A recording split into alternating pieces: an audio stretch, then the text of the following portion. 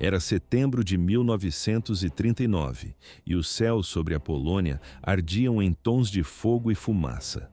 Pelas estradas dos vilarejos, tanques alemães avançavam implacáveis, enquanto a artilharia martelava as cidades.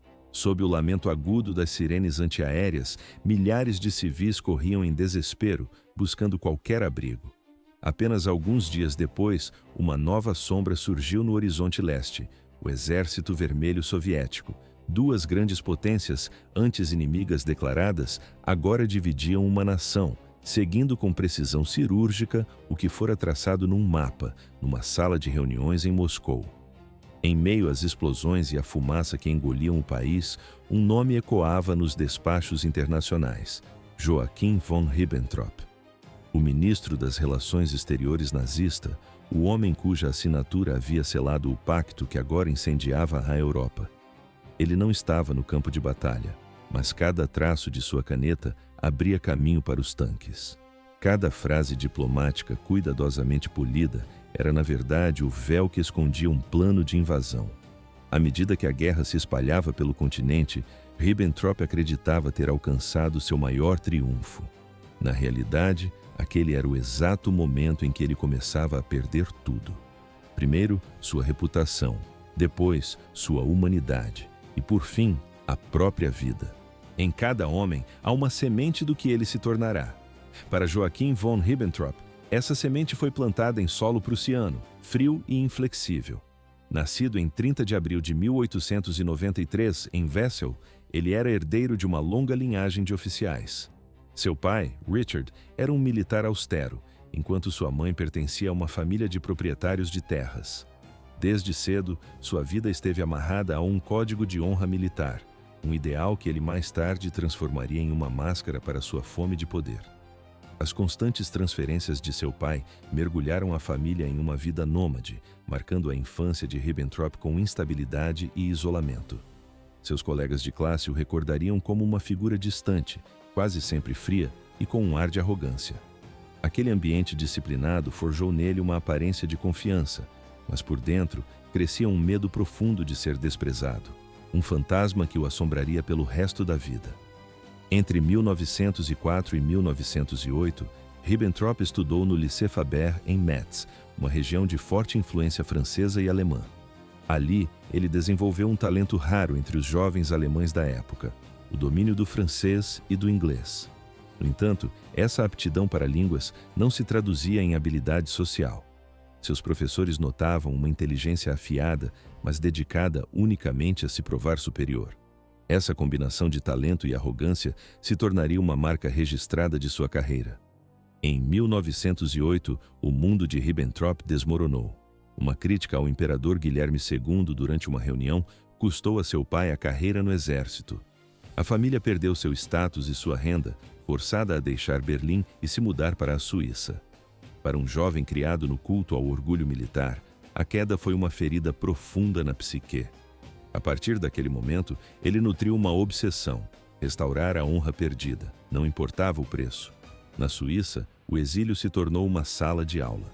Ribbentrop aprendeu a se adaptar à alta sociedade europeia, dominando as maneiras aristocráticas e a elegância no vestir. Ele parecia perceber que, em uma Europa em transformação, a aparência podia abrir portas que a competência sozinha não conseguia. Ele começou a treinar sua postura, sua fala e o comportamento de um cavalheiro, uma máscara que ele aperfeiçoaria na arena política da Alemanha nazista. Em 1910, Ribbentrop cruzou o Atlântico rumo ao Canadá. Lá, ele se aventurou em diversos ofícios, atuando como vendedor, corretor de seguros e até comerciante de vinhos. Na América do Norte, ele encontrou uma sociedade onde o sucesso dependia mais da astúcia do que da linhagem. Essa experiência o deixou com a crença equivocada de que tudo, até mesmo a honra e a posição, podia ser comprado. Quando retornou à Alemanha, ele carregava consigo a convicção de que, com a audácia certa, ele poderia escalar qualquer degrau do poder. Das trincheiras enlameadas da Grande Guerra, um homem retornou não apenas com cicatrizes, mas com uma ambição forjada no fogo. Quando o conflito irrompeu no verão de 1914, Joachim Ribbentrop correu de volta para a Alemanha, ansioso para lutar. Alistado na cavalaria, ele enfrentou o combate tanto na frente ocidental quanto na oriental, movido por uma audácia que beirava a imprudência. Ferido diversas vezes, ele sempre retornava ao campo de batalha. Cada cicatriz era um degrau em sua escalada pessoal para provar seu valor, para reconquistar uma honra que, em sua mente, sua família havia perdido. Ao final da guerra, seu posto como oficial de Estado-Maior em Constantinopla não era de grande importância, mas lhe ofereceu uma visão privilegiada dos bastidores do poder. Ali, observando as negociações entre Alemanha, Império Otomano e Áustria-Hungria, ele percebeu que a diplomacia era um novo caminho para a influência, talvez mais eficaz que a própria guerra. Em 1918, Ribbentrop voltou para casa carregando o orgulho de um soldado condecorado com a Cruz de Ferro, mas encontrou uma Alemanha exausta, dividida e empobrecida. O Império havia ruído, o Kaiser abdicara e milhões de soldados como ele estavam desempregados. Ele se recusou a aceitar o destino de um fracassado, convencido de que não nascera para se misturar à multidão, mas para ser notado. A virada veio em 1920, com seu casamento com Anna Elisabeth Henkel, herdeira de uma abastada família produtora de champanhe. A união não lhe trouxe apenas segurança financeira, mas também acesso a um mundo de conexões nos círculos industriais e financeiros. Aqueles que o conheceram na época testemunharam sua rápida metamorfose, transformando-se de um ex-oficial anônimo em um homem de prestígio social. Ele absorveu os trejeitos da alta sociedade, promoveu festas e aos poucos foi aceito nos clubes mais exclusivos de Berlim. Sua nova empresa de importação de vinhos, com viagens frequentes entre Alemanha, França e Inglaterra, era menos sobre a bebida e mais sobre a imagem que ela projetava. Ele vendia a si mesmo, um homem sofisticado e bem-sucedido que falava inglês fluentemente e personificava uma Alemanha moderna e cosmopolita. Por trás da fachada polida, contudo, havia um vácuo. Ribbentrop não possuía uma base intelectual ou política sólida, não era um pensador, tampouco um estrategista. Seu único talento era a arte de causar uma boa impressão e a crença de que o status podia ser comprado com dinheiro e contatos. Essa convicção o guiaria por caminhos perigosos. Em 1925, ele finalmente alcançou o que o dinheiro por si só não podia comprar: um título de nobreza.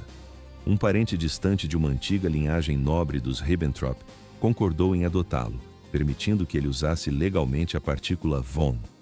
A partir de então, ele era Joachim von Ribbentrop.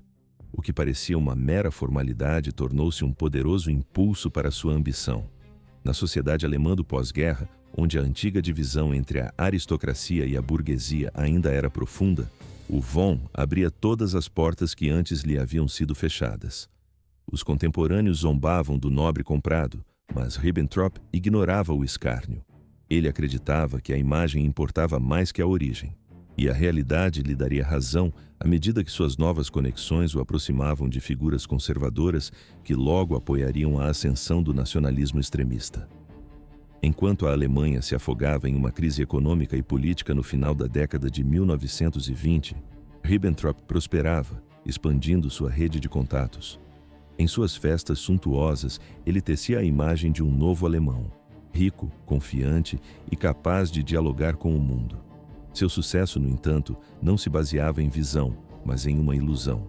Era a ilusão de que a Alemanha poderia reconquistar seu lugar no mundo através de uma mistura de poder e glamour, e de que ele mesmo poderia ser a ponte entre as velhas e as novas elites. Essa fantasia o tornou o alvo perfeito para outro homem que vendia uma ilusão ainda maior. Um homem que prometia restaurar a antiga glória da Alemanha e recompensar aqueles cuja lealdade fosse inabalável. Na Berlim do final dos anos 20, o poder era uma sombra em busca de um corpo. Em meio às incertezas políticas, um encontro definiria o futuro da diplomacia alemã. Foi em 1928, durante uma reunião de políticos conservadores, que os caminhos de Joachim von Ribbentrop e Adolf Hitler se cruzaram pela primeira vez. Ribbentrop ainda não era um homem da política, mas um empresário de sucesso, cuja autoconfiança e discurso eloquente chamavam a atenção. Sua fluência em inglês e, paradoxalmente, sua atitude subserviente foram exatamente o que cativou o futuro líder alemão. Na figura de Hitler, Ribbentrop enxergou a maior oportunidade de sua vida. Um líder capaz de restaurar o poder da Alemanha e, mais importante, a honra que sua própria família havia perdido. A partir de 1930, ele passou a usar suas conexões nos círculos conservadores para canalizar apoio financeiro ao movimento nazista. Sua mansão em Berlim transformou-se no palco discreto de discussões secretas, onde industriais, aristocratas e a liderança do partido se encontravam longe de olhares curiosos. Sua inteligência ou visão política não eram notáveis, mas ele possuía uma qualidade que Hitler valorizava acima de todas as outras: lealdade absoluta. Em conversas privadas, ele ecoava as palavras de Hitler quase literalmente, convencendo o Führer de que compreendia e compartilhava plenamente sua ideologia. Enquanto diplomatas e generais experientes ainda nutriam dúvidas, Ribbentrop demonstrava uma fé cega no caminho traçado pelo líder do Terceiro Reich. Para ele, a diplomacia não exigia astúcia, mas uma determinação implacável.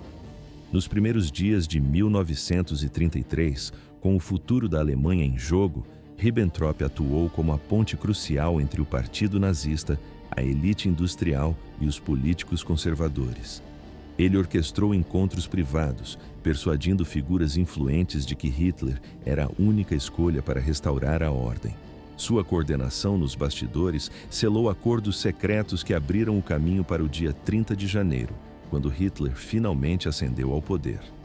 Após a tomada do poder, Hitler o nomeou comissário especial para o desarmamento, um cargo de peso simbólico, mas de intenções ocultas. Em público, sua voz defendia a paz e a cooperação internacional.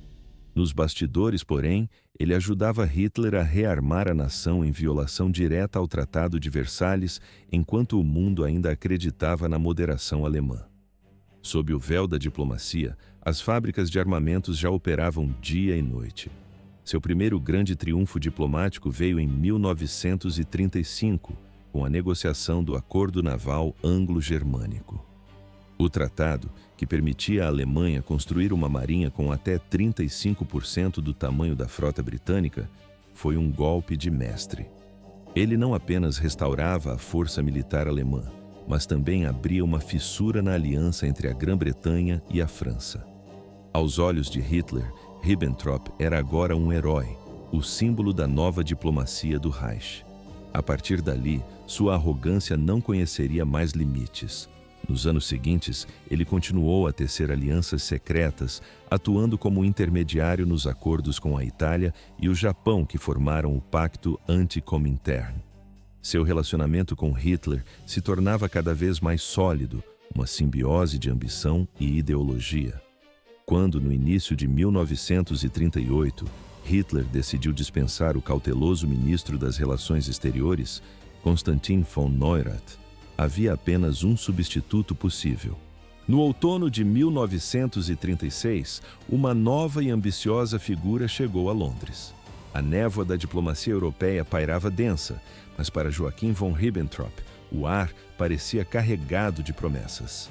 Recém-nomeado embaixador alemão na Grã-Bretanha, a missão de Ribbentrop era uma recompensa por sua lealdade e uma chance de consolidar seu prestígio pessoal. Hitler estava convencido de que o inglês fluente e os modos supostamente aristocráticos de seu protegido poderiam seduzir a elite britânica, abrindo caminho para uma aliança entre as duas nações. Ele orquestrou recepções suntuosas e proferiu discursos grandiloquentes sobre a nova Alemanha, certo de que os britânicos ficariam impressionados. Contudo, a cultura política britânica, discreta e avessa à ostentação, não tinha espaço para tal espetáculo. Em poucos meses, nos círculos diplomáticos de Londres, ele se tornou motivo de chacota. Longe de cultivar a boa vontade, Ribbentrop irritava a todos com sua personalidade inflexível e sua arrogância palpável. Nas reuniões, ele monologava sobre Hitler e o futuro da Europa sob a nova ordem, sem perceber o desconforto que causava. Autoridades britânicas logo notaram que ele não compreendia o espírito da cooperação. Ele conhecia apenas a linguagem da imposição. O ponto de ruptura veio no início de 1937, durante sua audiência com o rei Jorge VI. O protocolo exigia uma reverência formal, um gesto de respeito secular. Em vez disso, Ribbentrop ergueu o braço na saudação nazista e bradou: Heil Hitler! Um silêncio glacial tomou conta do salão. Aquele ato não apenas o transformou em alvo de ridículo por toda Londres, mas também manchou gravemente a imagem da Alemanha. Sua reputação foi ainda mais abalada por sussurros que percorriam a alta sociedade londrina, ligando-o a Wallis Simpson, a notória amante do rei Edward VIII. Dizia-se que ele lhe enviava 17 rosas vermelhas todos os dias, um número que supostamente simbolizava seus encontros. Embora nunca houvesse provas concretas, o boato por si só era suficiente para torná-lo um escândalo ambulante. Para os britânicos, não era um simples caso de amor, mas um insulto diplomático, uma prova de sua presunção e de sua ilusão de que poderia encantar toda a aristocracia inglesa. Seu fracasso em se comunicar o deixou progressivamente isolado. Mesmo dentro da embaixada, seus subordinados o descreviam como um homem que jamais escutava, sempre convencido de sua própria razão. Ele passou a enviar relatórios falsos para Berlim, pintando um quadro de uma Grã-Bretanha pronta para se aliar à Alemanha, quando a realidade era exatamente o oposto.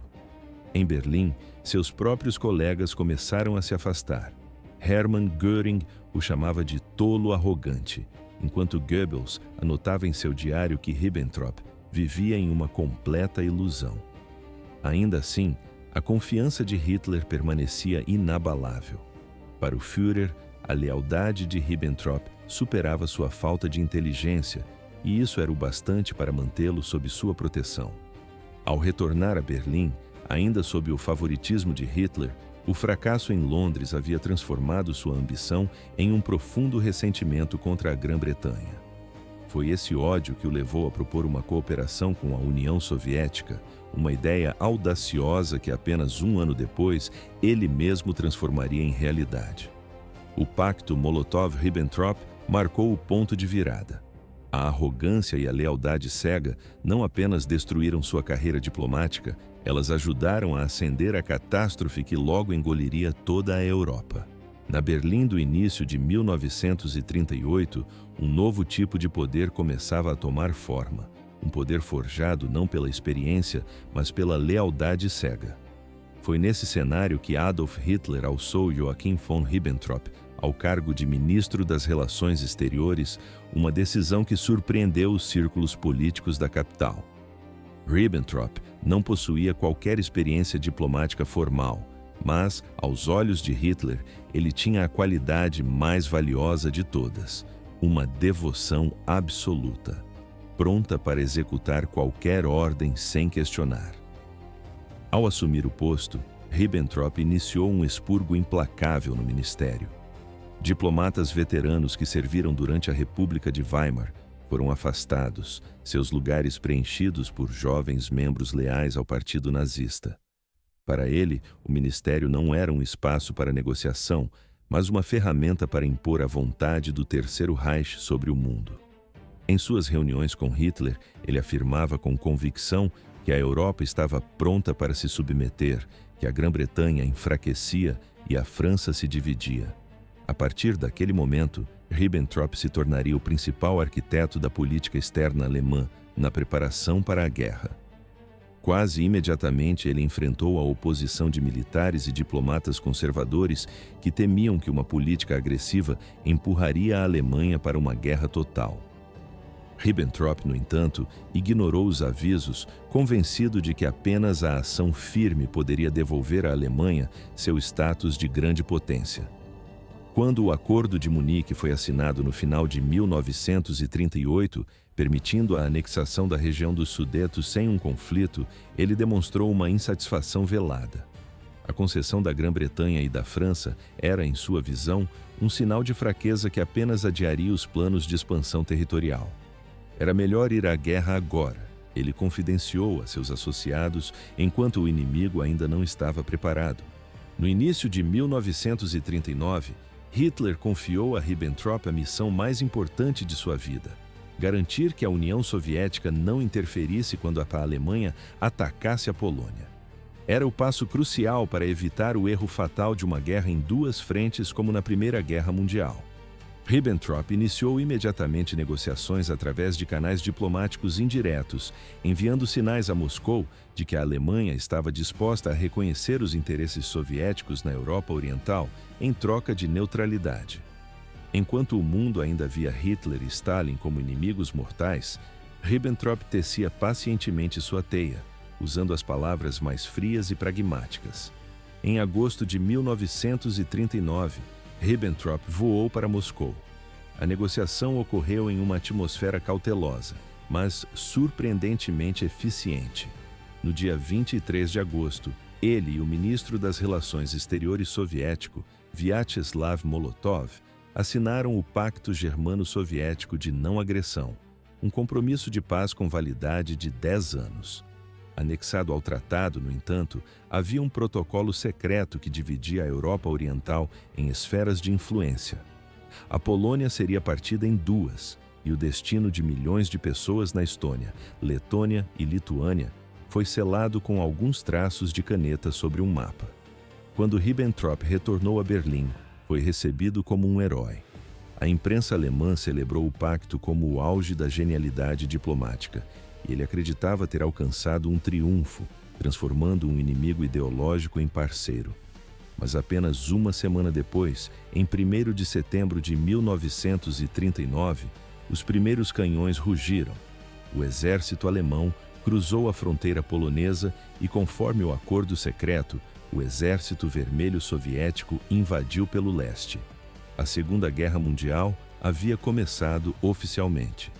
Para Ribbentrop, este foi o maior sucesso de sua carreira.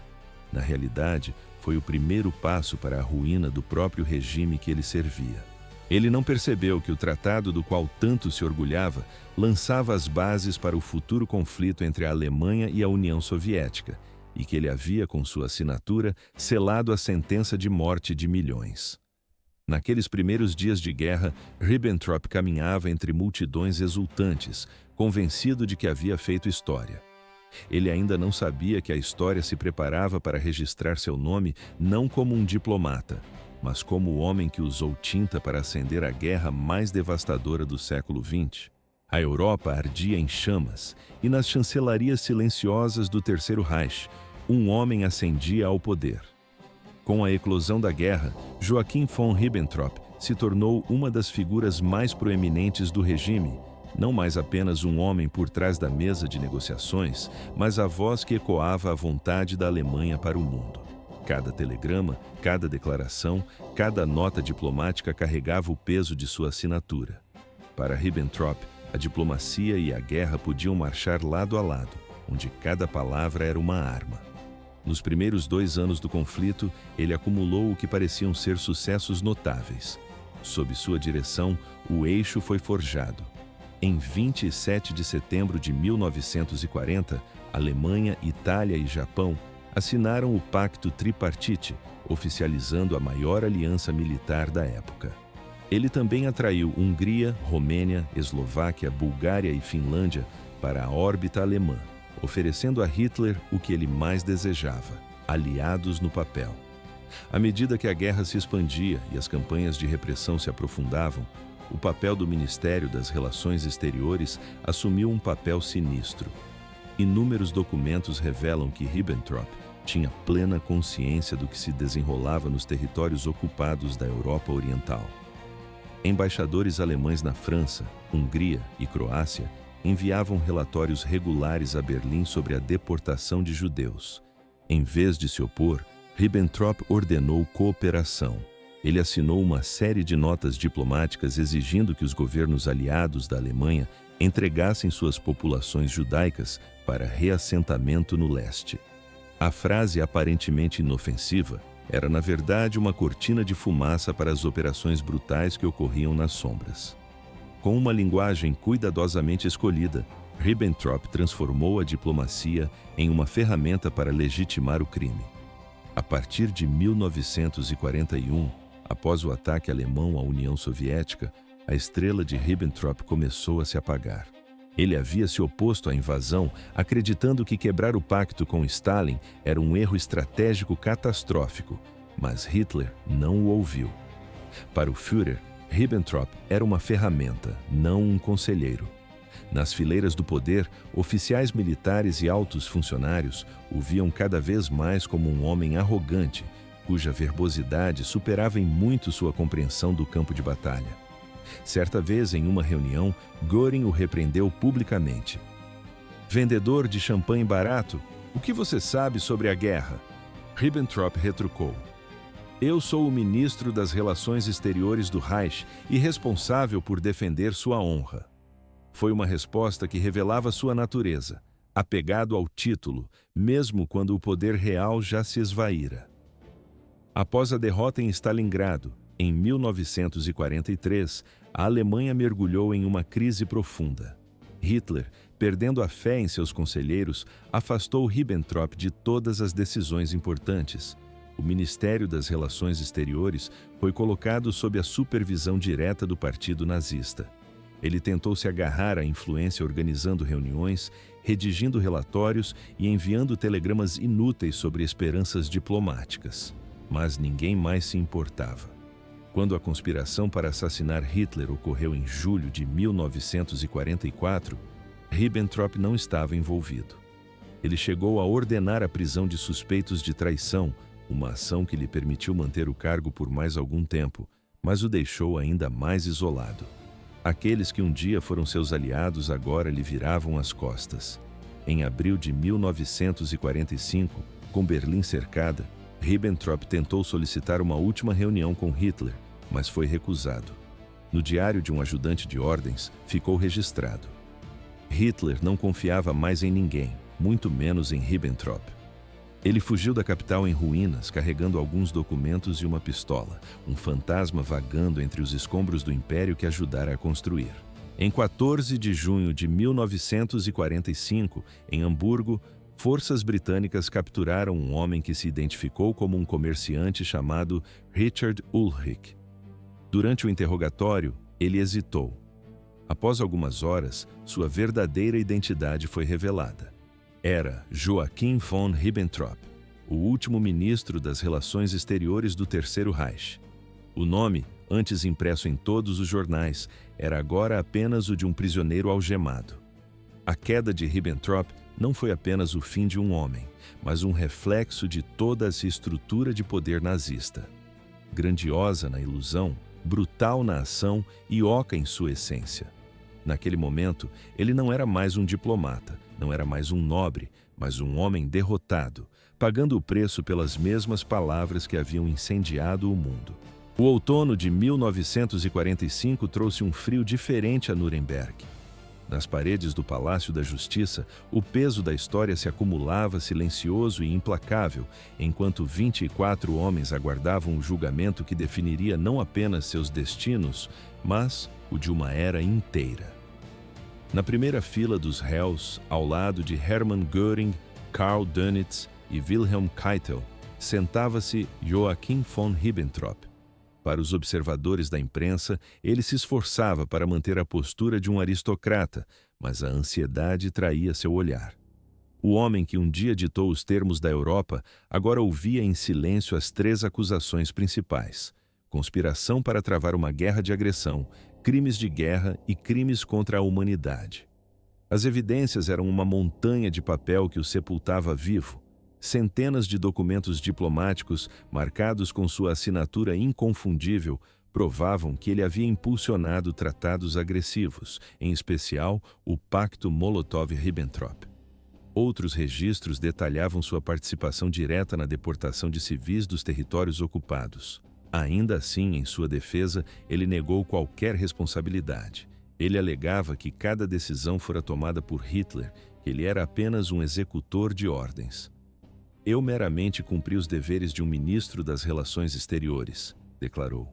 Não sabia o que acontecia por trás da frente de batalha. Mas seus próprios memorandos, telegramas e notas diplomáticas contavam uma história diferente. Eles revelavam um homem que conhecia perfeitamente as políticas brutais que ele mesmo ajudara a legitimar com a linguagem fria da diplomacia. Ao longo de todo o julgamento, Ribbentrop tentou preservar sua fachada de compostura.